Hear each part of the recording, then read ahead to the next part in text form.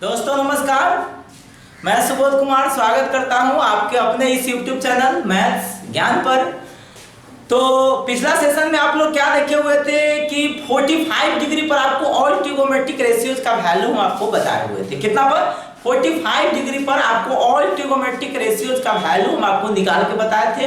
और आज के सेशन थोड़ा सा लंबा जाएगा, आज का सेशन थोड़ा सा लॉन्ग हो जाएगा। तो आज के सेशन में हम आपको बताएंगे 60 डिग्री और 30 डिग्री का, मतलब 60 डिग्री पर और 30 डिग्री पर सभी ट्रिगोमेट्रिक रेशियोज का वैल्यू। समझ रहे हैं ना? मतलब 30 और 60 पर सभी ट्रिगोमेट्रिक रेशियोज का वैल्यू बताएंगे। तो पिछला सेशन आप लोग अगर जो नहीं देखे हुए हैं तो आपके डिस्क्रिप्शन बॉक्स में उसका लिंक मिल जाएगा। उस लिंक के सहायता से पहले उसको आप देख लीजिए, तब इसको देखिएगा तो ज्यादा समझ में आएगा। समझ रहे हैं? क्योंकि इस सेशन में हम आपको ज्यादा जो ट्रायंगल के बारे में बताए थे, उस ट्रायंगल के बारे में हम आपको ज्यादा नहीं बता पाएंगे, क्योंकि ऐसे बताने पर और सेशन ज्यादा लंबा हो जाएगा। इसीलिए थोड़ा सा हम शॉर्टकट में खींचेंगे। तो आप लोग अगर वो सेशन नहीं देखे हुए हैं तो आपको डिस्क्रिप्शन बॉक्स में लिंक मिल जाएगा, आप उस लिंक के सहायता से देख सकते हैं। तो आइए हम आपको स्टार्ट करते हैं। देखिए, सबसे पहला है कि आज हम लोग लिखते हैं कि theta equal to 30 degree, theta equal to 30 degree और 60 डिग्री पर सभी त्रिकोणमितीय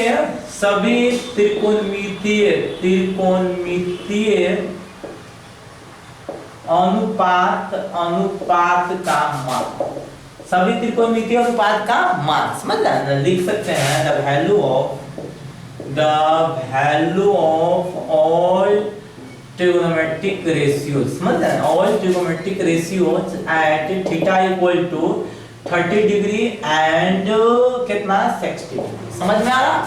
मतलब कहने का सेंस है कि 60 डिग्री और 30 डिग्री पर सभी ट्रिगोनोमेट्रिक रेशियोज का वैल्यू निकालेंगे। तो यह थोड़ा सा कॉन्सेप्चुअल है, समझ रहे हैं ना? इसको कॉन्सेप्ट से समझना पड़ेगा। अगर ये कॉन्सेप्ट से नहीं समझिएगा तो यह आपको नहीं समझ में आएगा, यह सेशन आपको बोर फील हो जाएगा। समझ रहे हैं ना? तो इस सेशन को अगर आप इंटरेस्ट बनाना चाहते हैं तो आप यहाँ पे समझिए, ट्रायंगल के बारे में समझिए और पिछला लेक्चर आप देख ही लीजिए। देखिए समझिएगा, सबसे पहला हम क्या करेंगे, एक इक्विलेटरल ट्रायंगल बनाएंगे। क्या बनाएंगे? Equilateral triangle. समझ रहे हैं ना? इक्विलेटरल ट्रायंगल, इसको हम बोलेंगे ए बी सी। कहिएगा इक्विलेटरल मींस क्या होता है? तो इक्विलेटरल का मतलब होता है समबाहु त्रिभुज। इक्विलेटरल का मतलब क्या होता है? समबाहु त्रिभुज। समबाहु त्रिभुज हम एक बना दिए, एक पहले समबाहु त्रिभुज बनाया। अब समबाहु त्रिभुज जो बनाए तो देखिए, समबाहु त्रिभुज में हम इसको इस पर लंब डालते हैं। तो देखिए, यह रूल होता है, आप लोग अगर ज्योमेट्री में अगर पढ़िएगा, ज्यामिति अगर पढ़िएगा तो रूल होता है कि जो समबाहु त्रिभुज होता है उससे अगर एक एंगल से दूसरे साइड पर अगर परपेंडिकुलर डाला जाए तो वह जो अपोजिट जो साइड होता है उसको दो बराबर भागों में बांट देता है। कितना? दो बराबर भागों में बांट देता है। बात समझ में आ रहा है ना? तो जैसे मान लेते हैं जितना BC होगा उतना BD, जितना BD होगा उतना ही क्या होगा? DC होगा। ये बात आप समझ लीजिए। समझ रहे हैं ना? तो देखिए, सबसे पहला चीज आपको ये बात समझ में आना चाहिए कि भाई ABC एक समबाहु त्रिभुज था। ABC एक समबाहु त्रिभुज था, इसका मतलब कोण A भी आपका कितना डिग्री का था? 60 डिग्री का। कोण B भी कितना डिग्री का था? 60 डिग्री का। और कोण C भी कितना डिग्री का है? 60 डिग्री का। और दूसरी बात हम लोग समझ गए कि यह AD एक लंब है। एक AD हम लोग लंब डाले किस पर? BC पर। तो यह जो AD जो लंब होगा, यह कोण A को आपको दो बराबर भागों में बांटेगा। कितना? दो बराबर भागों में बांटेगा, अर्थात यह हो जाएगा 30 डिग्री का और यह भी हो जाएगा 30 डिग्री का। समझ में आया? अर्थात आप कोई भी अब एक त्रिभुज में आपको सभी ट्रिगोनोमेट्री का, जैसे मान लेते ADC या ADB, किसी भी त्रिभुज में आप सभी ट्रिगोनोमेट्रिक रेशियोज का वैल्यू क्या कर सकते हैं? निकाल सकते हैं। तो निकालते हैं। आइए थोड़ा सा कुछ लंबे से लिख लेते हैं। अगर आपको लिखने का जरूरत नहीं है तो कोई दिक्कत नहीं है। क्यों? क्योंकि आपको यहाँ पे सिर्फ मान प्रूव करना है। बट हम थोड़ा सा कुछ लिख लेते हैं। हम लोग मानते हैं कि माना कि त्रिभुज ABC एक क्या है? समबाहु त्रिभुज है। क्या है? समबाहु त्रिभुज है। सो मतलब इसीलिए चलिए और एक और चीज लिख देते हैं, जिसका प्रत्येक भुजा है ना, भुजा की लंबाई समझ रहे हैं ना? A है। ए है या एक से मान लेते हैं, चलिए एक से। पहले इस बात को समझ लीजिए, हम लोग यहाँ पे कुछ मान लेते हैं तो थोड़ा सा अच्छा लगता है, क्योंकि सबको समझ में आता है कि हाँ भाई क्या माने हैं, आप इसको क्या लेके चले हैं। तो यहाँ पे लिख दिए, माना कि त्रिभुज एबीसी एक समबाहु त्रिभुज है। आपको यहाँ पे समझ में आना चाहिए, आपको अगर ये लेटर नहीं भी दिख रहा हो उससे कोई मतलब नहीं, यहाँ पे समझिए हम बोल रहे हैं। माना कि एबीसी एक समबाहु त्रिभुज है, एबीसी एक समबाहु त्रिभुज है जिसका प्रत्येक भुजा की लंबाई x है, जिसके प्रत्येक भुजा की लंबाई x है। तो भाई अगर ये प्रत्येक भुजा की लंबाई x होगा तो देखिए सबसे पहले तो ये आपको समझ में आना चाहिए कि एबीसी एक जो ट्रायंगल है, एबीसी क्या है, एक ट्रायंगल है जिसका प्रत्येक भुजा a है, तो इसका प्रत्येक कोण भी क्या होगा, बराबर होगा। तो हम लोग लिखेंगे इसीलिए कोण AB बराबर, सॉरी भुजा AB बराबर भुजा BC बराबर भुजा CA का वैल्यू कितना हो जाएगा a, अर्थात a भी a हो जाएगा, और यहाँ से यहाँ तक a भी a हो जाएगा, और a भी आपका क्या हो जाएगा, a हो जाएगा। फिर और एंड में लिखिएगा कोण A का, कोण B का और कोण C का भी वैल्यू भी कितना होगा, 60 डिग्री। तीनों कोण क्या होता है, बराबर होता है। कहिएगा सर क्यों बराबर होता है, तो क्योंकि यह एक समबाहु त्रिभुज है और समबाहु त्रिभुज का तीनों कोण, समबाहु त्रिभुज का तीनों एंगल क्या होता है, इक्वल होता है। समबाहु त्रिभुज का तीनों कोण क्या होता है, समान होता है, सेम होता है, समझता है ना। तो ये बात आपको समझना पड़ेगा और ये बात आपको कॉन्सेप्ट से याद रखना पड़ेगा कि समबाहु त्रिभुज का तीनों कोण बराबर होता है। आपको पिछला लेक्चर में बताया था, पिछला सेशन में बताया था, वहां भी आप देख सकते हैं। अब समझिएगा, अब दूसरी बात हम क्या करते हैं जो समझिए। तो यहाँ पे इतना तक तो हम लोगों को क्लियर हो गया। अब हम लोग मान लेते हैं, माना कि या चलिए हम लोग कर लेते हैं ए से कोण ए से भुजा किस पर, BC पर लंब AD डाल, समझ रहे हैं ना। मतलब कहने का सेंस है, हम ये वो क्या करते हैं, लंब डालते हैं। तो जैसा ही लंब डालते हैं तो यह ज्यामिति का नियम है, ज्योमेट्री का नियम है। विशेष अगर आप जानना चाहते हैं तो ज्योमेट्री जिस टाइम में पढ़ाई होगा उस टाइम हम आपको बताएंगे, बट यहाँ पे आपको समझ के चलना पड़ेगा, ठीक है। तो ज्यामिति का डिफिनीशन है, सो इसीलिए लिख सकते हैं BD कोण जो BD है, BD बराबर में कितना हो जाएगा, DC, और इसका जो वैल्यू हो जाएगा वह x/2 हो जाएगा। कहने का मतलब है यहाँ से, अच्छा A माने है कि x माने है ना, तो x लेके चलिएगा ना, x से लेके चलिएगा। तो देखिए समझिएगा, तो यहाँ पे x हो गया, तो भाई BD और DC का वैल्यू आधा हो जाएगा, हाफ हो जाएगा। कहने का मतलब हो जाएगा ये हो जाएगा x/2। इसका कहने का सेंस है x/2 ये भी x/2 हो जाएगा, ये भी क्या हो जाएगा, x/2 होगा। यहाँ तक तो एकदम क्लियर है, कहीं से भी आपको कोई दिक्कत नहीं होना चाहिए। अब मेन कॉन्सेप्ट है कि भाई जो कोण D है, लंब डाले हैं ना, तो लंब डाले हैं तो कोण D समकोण होगा। एंड यहाँ पे भी लिख सकते हैं कोण D जो होगा वह समकोण होगा, 90 डिग्री का होगा। जैसा ही ये कोण 90 डिग्री का होगा तो याद आप अब यह त्रिभुज ले लीजिए। एक बात और लिख लीजिए यहाँ पे, एंड लिखने से पहले आप एक और बात लिख लीजिए कि इसीलिए एंड में लिख दीजिए कोण BAD बराबर आधा भाग में, इस कोण A को दो बराबर भाग में बांट देगा, समझ रहे हैं ना। तो कोण BAD बराबर कोण DAC या बराबर कितना हो जाएगा, 30 डिग्री हो जाएगा। समझ में आ रहा है ना। अब एक बात और हमको समझना है कि चूंकि कोण D बराबर में कितना है, 90 डिग्री है, कोण D बराबर कितना है, 90 डिग्री है। सो मतलब हम इसीलिए लिख सकते हैं, इसीलिए कि या तो ADC ले लीजिए या AD भी ले लीजिए। चलिए हम ADC ले लेते हैं। सो इसीलिए त्रिभुज ADC एक समकोण त्रिभुज होगा, समकोण त्रिभुज होगा। मतलब जो ADC है, जो क्या है, ADC है, या ये क्या है, समकोण त्रिभुज है। समझ में आ रहा है। अब चलिए यहाँ तक तो आप चाहिएगा तो डायरेक्ट ये सब हम लोग नहीं लिखते तो पर भी काम चल जाता है, लेकिन आप लोग को समझने के लिए हम लोग यहाँ पे लिख दिए, उससे कोई मतलब नहीं है। आप इसको रटने का कोई जरूरत नहीं, आपको यहाँ पे सिर्फ अब समझना। देखिए अब समझना क्या है जो समझिएगा। अब चलिए हम लोग चलते हैं त्रिभुज एडीसी में। तो एडीसी में आपको, अब हम इसको थोड़ा सा सबको मिटाते हैं, समझ रहे हैं ना, इसको पूरा मिटा देते हैं, एक बार में पूरा क्लियर हो जाएगा। चलिए इसको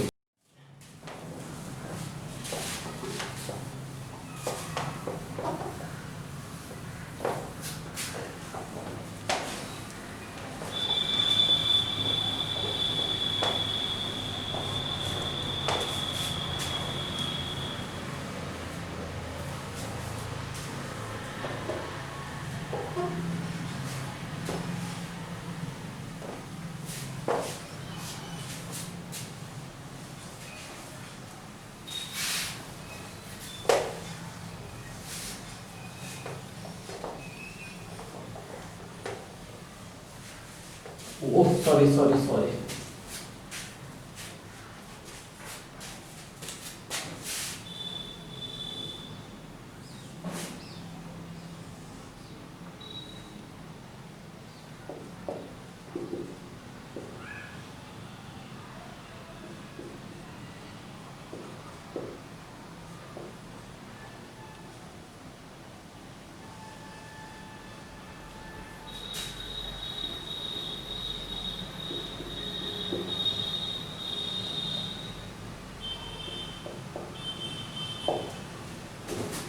तो चलिए आइए हम लोग फिर समझते हैं। समझते क्या है कि इससे पहले हम लोग बना, थोड़ा सा हम लोग ट्रायंगल साइड में बना दिए, और इसी से क्लियर हो जाएगा। तो हम आपको क्या बोले हैं कि या तो आप ट्रायंगल आप एडीसी में ले चलिए, या इस ट्रायंगल को एडीबी में ले चलिए। तो हम लोग एडीसी का चर्चा किए हैं, तो हम लोग एडीसी ही लेके चलेंगे, आपको सुविधा होगा, समझ रहे हैं। चलिए हम लोग चलते हैं ट्रायंगल एडीसी में, लिखेंगे ट्रायंगल एडीसी में। तो ट्रायंगल एडीसी में आप लोगों को ये पता है कि यह जो वैल्यू है, इसका वैल्यू आपका कितना था, x/2, इसका वैल्यू भी x/2 था, और इसका वैल्यू x था, इसका भी वैल्यू कितना था x, इसका भी वैल्यू कितना था x। ये बात आपको पता होगा। कहने का सेंस है AC का वैल्यू आपके पास कितना है, x है। DC का वैल्यू कितना है, DC का वैल्यू आपका कितना हो गया, x/2 हो गया। आपको यहाँ पे क्या समझना है कि भाई AD तो लंब है, A हो गया लंब, मतलब 60 डिग्री के लिए ये लंब हो जाएगा ना, ए हो जाएगा आपका लंब हो जाएगा, ये कर्व हो जाएगा, ये कितना हो जाएगा आधार, किसके लिए, 60 डिग्री के लिए। अगर ये 60 डिग्री को लेके अगर ये चला जाएगा तो ये आपका परपेंडिकुलर हो जाएगा, या बेस हो जाएगा, या आपको हाइपोटेनस हो जाएगा। तो पहले हाइपोटेनस दिया हुआ, बेस दिया हुआ, इसे हम निकालते हैं परपेंडिकुलर। तो परपेंडिकुलर निकालेंगे, कहने का सेंस है हम AD का वैल्यू निकालेंगे। किसका वैल्यू निकालेंगे, AD का वैल्यू। तो AD का वैल्यू जो निकालेंगे तो देखिए क्या हो जाएगा, जो समझिए, कर्व का स्क्वायर जोड़ माइनस, सॉरी, कर्व का स्क्वायर माइनस आधार का स्क्वायर। कहने का मतलब AD को हम लोग लिख सकते हैं, कितना लिख सकते हैं भाई, AC का स्क्वायर, माइनस में कितना लिख सकते हैं, DC का स्क्वायर। AC का जो वैल्यू है, AC का वैल्यू कितना है, x²। तो x का स्क्वायर और DC का वैल्यू कितना है, x/2 का स्क्वायर। समझ में आया। तो हो जाएगा आपके पास x का स्क्वायर माइनस x²/4। समझ में आ रहा, कहीं से भी आपको कोई प्रॉब्लम नहीं होना चाहिए ना। बस अब एक लाइन में आपका 2 से 3 मिनट के अंदर में आपका क्लियर हो जाएगा। देखिए अब क्या करेंगे, जो समझिएगा। तो हो जाएगा आपके पास कितना, इसका एलसीएम लीजिएगा 4x² माइनस x²। कहने का मतलब हो जाएगा आपका √3x²/4। देखिए 3 का तो रूट नहीं निकलेगा, तो इसको लिख सकते हैं √3। x² का रूट निकल जाएगा x, और 4 के रूट निकल जाएगा कितना, 2। अर्थात हो जाएगा √3x/2। देखिए यह ज्यामिति से एक फॉर्मूला भी होता है कि किसी भी समकोण त्रिभुज के जो लंब होता है, जो परपेंडिकुलर होता है, उसका जो हाइट होता है वो होता है √3/2 गुने भुजा। समझ रहे हैं ना। बट ये फॉर्मूला आपको याद था कि नहीं था, इसीलिए हम लोग निकाल दिए हैं। समझ रहे हैं ना। तो चलिए हम लोग आगे बढ़ते हैं। देखिए यह फॉर्मूला होता है, यह एक फॉर्मूला ज्योमेट्री में पढ़िएगा कि कोई भी अगर ये समबाहु त्रिभुज होगा तो उस समबाहु त्रिभुज का जो हाइट होता है, जो ऊंचाई होता है, जो परपेंडिकुलर होता है, उसका अगर लेंथ निकाला जाता है तो याद आता है √3/2 इंटू भुजा। लेकिन ये फॉर्मूला आपको याद था या नहीं था, उससे हमको कोई लेना नहीं है, यहाँ पे हम निकाल दिए। अब इसमें सबका वैल्यू पता हो गया। तो सबका वैल्यू पता हो गया तो सबसे पहला हम लोग 60 डिग्री को ही लेके चलते हैं। तो चलिए आइए सबसे पहला हम लोग देखेंगे sin 60 डिग्री। तो sin 60 डिग्री कहने का ये एंगल लेके चल रहा है, और आपको ये बात पता होगा कि एंगल के सामने वाला जो साइड होता है वो परपेंडिकुलर कहलाता है। एंगल के जो सामने वाला जो साइड होता है वो परपेंडिकुलर कहलाता है, तो यह परपेंडिकुलर हो जाएगा और यह हाइपोटेनस हो जाएगा और यह बेस हो जाएगा ना। तो sin थीटा का फार्मूला क्या होता है, P/h, मतलब लंब बटे कर्ण। लंब यहाँ पे क्या है, AD है, कर्ण आपका क्या है, AC है, यही ना है। अब देखिए, अब AD का वैल्यू आप डाल दीजिएगा, तो AD का वैल्यू क्या डालिएगा, √3/2x बाय AC का वैल्यू क्या डालिएगा, x डालिएगा, x कैंसिल हो जाएगा, अर्थात आ जाएगा √3/2। यह किसका वैल्यू आ गया, sin 60 डिग्री का वैल्यू आ गया। यह किसका वैल्यू आ गया, sin 60 डिग्री का वैल्यू आ गया। क्या यहां तक समझने में कोई प्रॉब्लम, कहीं से भी कोई दिक्कत है? अब चलिए आगे हम लोग बढ़ेंगे, देखिए समझिएगा। अब फिर देखेंगे cos 60 डिग्री का वैल्यू हम लोग देखेंगे। किसका वैल्यू देखेंगे, cos 60 का। तो cos 60 का हम लोग देखेंगे तो आपको ये बात समझना चाहिए कि यह तो बेस है, यह क्या है, बेस है 60 डिग्री के लिए, और यह हाइपोटेनस है। कहने का मतलब हो जाएगा DC बाई कितना आ जाएगा, AC। DC बाई कितना आ जाएगा, AC आ जाएगा। तो DC का वैल्यू डाल दीजिए। DC का जो वैल्यू है वह कितना है आपके पास, x/2। AC का वैल्यू आपके पास कितना है, x है। समझ में आ रहा है, समझ में आ रहा है ना। तो देखिए यहाँ पे हम इसको एकरा बट्टा में ना पूछो तो 1 है, इसको भागा करके गुना कर दे, x/2 into 1/x, x cancel, अर्थात 1/2। यह किसका वैल्यू आ गया, sin 60 का वैल्यू आ गया। किसका आ गया, sin 60 का वैल्यू आ गया। इसी तरह से आप tan का भी लिख सकते हैं। अब जैसे tan का लिखना है तो tan 60 का वैल्यू लिखना है, tan 60 का वैल्यू लिखना है ना आपको। किसका वैल्यू लिखना है, tan 60 का। तो देखिए क्या होगा, जो समझिए। सबसे पहला चीज आपको ये बात समझना चाहिए कि tan के लिए tan 60 तो e हो जाएगा, p हो जाएगा b, परपेंडिकुलर बाई कितना होता है, बेस। तो हो जाएगा इसका परपेंडिकुलर क्या हो जाएगा, AD, और इसका बेस कितना हो जाएगा, DC। AD का जो वैल्यू आया था वो कितना, AD का ना वैल्यू आया है, AD का वैल्यू आपके पास आ गया है √3/2 x है ना, बाय DC का वैल्यू कितना है, x/2। 2 से 2 कैंसिल हो जाएगा, आपके पास बचेगा √3x/x, x कैंसिल हो जाएगा, अर्थात कितना आ गया, √3 आ गया। ये किसका वैल्यू आ गया, tan 60 का वैल्यू आ गया, tan 60 का वैल्यू आ गया। तो इस तरह से तीनों का उल्टा कर दीजिएगा, sin 60 का उल्टा कीजिएगा तब cos 60 का वैल्यू आ जाएगा।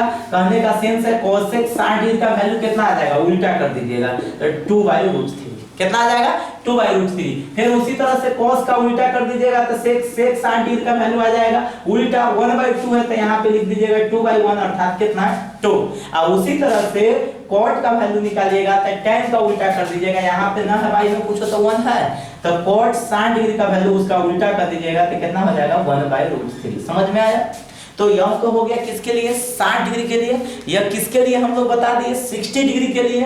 अब हम लोग आगे चलते हैं तो हम इसको थोड़ा सा मिटाते हैं और इस साइड में हम आपको लिख देते हैं, समझ आएगा ना। अभी सेंटेंस देखिए, तो आपको अब 60 डिग्री पर तो वैल्यू निकाल दिए, अब आपको ले चलना है 30 डिग्री। तो 30 डिग्री पर जैसे ही ले जाइएगा तो 30 डिग्री के लिए जस्ट उल्टा काम करना स्टार्ट कर देगा। कैसे कि 30 डिग्री के सामने वाला जो भुजा हो जाएगा वो हो जाएगा परपेंडिकुलर। वह किसका काम करने लगेगा, परपेंडिकुलर का काम करने लगेगा, और यह परपेंडिकुलर हो जाएगा, इसका मतलब यह क्या हो जाएगा, बेस, और यह हाइपोटेनस 30 डिग्री के लिए। 60 डिग्री के लिए ऐसे हम निकाल दिए, अब निकालना है 30 डिग्री के लिए। याद रखिए, ऐसा नहीं कि सर अभी बता रहे हैं कि मतलब परपेंडिकुलर है, इससे पहले आप बोल रहे थे बेस है, नहीं, बिल्कुल नहीं। हम आपको बोलते हैं क्या, एंगल के लिए परपेंडिकुलर और बेस बदलता रहता है। जिस एंगल को लेते हैं उस एंगल के सामने वाला भुजा को लंब बोलते हैं, परपेंडिकुलर बोलते हैं, समझ आया ना। तो यहाँ पे तो भाई इसके सामने वाला भुजा को परपेंडिकुलर ना बोलेंगे। तो चलिए आइए हम लोग इसके सामने वाला भुजा को बोलेंगे परपेंडिकुलर, आई हो जाएगा बेस, समझ आया ना। तो देखिए यहाँ पे सबसे पहला लिखेंगे sin 30 डिग्री इक्वल टू, तो sin 30 डिग्री इक्वल टू, जैसे ही sin 30 को लेंगे तो भाई ये हो जाएगा perpendicular, I base, perpendicular by base. तो परपेंडिकुलर कितना है, DC, परपेंडिकुलर DC, बेस कितना है, AD। तो DC का वैल्यू कितना आ जाइएगा, x/2, AD का वैल्यू कितना आ जाइएगा, निकाले हुए थे ना, निकाले हुए थे √3x/2, तो √3x/2, 2 से 2 कैंसिल, x कैंसिल, अर्थात कितना आ जाएगा, 1/√3। या किसका वैल्यू आ गया, sin 60 का वैल्यू आ गया। तो आप इसी तरह से cos 60 का ही वैल्यू निकाल सकते हैं, तो cos 30 का वैल्यू, cos 30 डिग्री का वैल्यू निकालिएगा। तो cos 30 के लिए आपको बोले ये आधार है, ये कर्ण है, समझ रहा है ना। तो आधार हो जाएगा आपके पास AD, कर्ण हो जाएगा कितना AC। ओ सॉरी, एक मिनट थोड़ा मिस्टेक हो गया यहाँ पे। देखिए यहाँ पे साइन का फॉर्मूला होता है कितना, लंब बटे कर्ण। तो लंब हो जाएगा कितना DC, लंब हो जाएगा आपका DC, या कर्ण कितना हो जाएगा AC। तो DC है, DC का वैल्यू कितना है x/2, और AC का वैल्यू है x कैंसिल हो जाएगा, कितना बच जाएगा 1/2। अब देखिए cos 30 डिग्री का वैल्यू, तो cos 30 का जो वैल्यू निकालिएगा, तो cos 30 का वैल्यू देखिए, cos 30 का वैल्यू कितना, आधार बटे कर्ण, आधार ए हो जाएगा, कर्ण ए हो जाएगा, आधार AD कर्ण AC। AD का वैल्यू आप डाल दीजिए, AD का वैल्यू है कितना √3/2 इंटू x। AC का वैल्यू आपके पास कितना दे दिया हुआ है, AC का वैल्यू दे दिया हुआ है कितना x, समझ रहे हैं ना, x कैंसिल, इसका वैल्यू कितना आ जाएगा √3/2, या किसका वैल्यू आ गया, cos 30 डिग्री का वैल्यू। तो इस तरह से आप सबका वैल्यू निकाल दीजिएगा। कोई खास लेक्चर नहीं है, इस लेक्चर में आप लोग अगर जो कंटिन्यू बने रहे होइएगा तो यह लेक्चर आपको समझ में आया होगा, ऐसा हम उम्मीद करते हैं। अगर जो आपको समझ में आया है तो इसको लाइक कर दीजिए, अपने दोस्तों में ज़्यादा से ज़्यादा शेयर कर दीजिए। तो आज के सेशन में हम लोग यहाँ पे स्टॉप करते हैं, फिर आपको मिलते हैं अगले लेक्चर के साथ अगले दिन। तब तक आप लोग बने रहिए मैथ्स ज्ञान के साथ। धन्यवाद, समझ रहे हैं ना।